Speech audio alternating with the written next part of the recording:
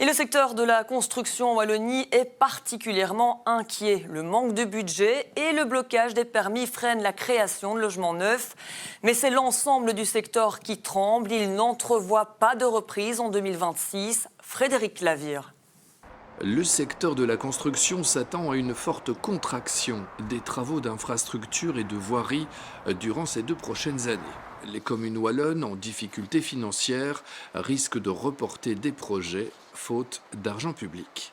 Ce recul est beaucoup plus grave qu'anticipé, dû au fait que les budgets manquent. Le financement par les plans de relance régional, fédéral, européen vient à sa fin aussi. Et donc, on demande quand même que chaque commune, chaque région et le fédéral revoient leur budget, puisque le besoin d'investissement dans tout genre d'infra reste énorme.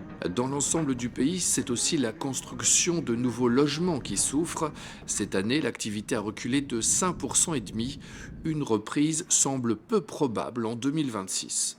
Mais il y a 2 raisons principales. Un, le logement neuf devient de plus en plus cher et donc inabordable pour beaucoup de personnes. Et pour ceux qui peuvent se permettre un logement neuf, il y a un blocage total au niveau des permis. On était au niveau le plus bas depuis 27 ans.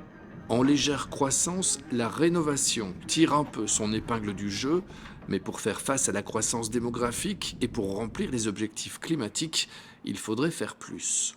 Chaque région a un peu réduit les budgets pour la rénovation, ce qui est un peu navrant, mais ce qui est important pour le futur, c'est la stabilité réglementaire. Il faut mettre fin à la volte-face pour les règles, de sorte que les gens sachent ce qu'ils doivent faire ou ne peuvent pas faire en matière de rénovation. Mbuild se réjouit que le gouvernement ait épargné la construction des hausses de TVA, mais le secteur n'entrevoit qu'une timide reprise de 0,5 % de son activité en 2027, pas avant.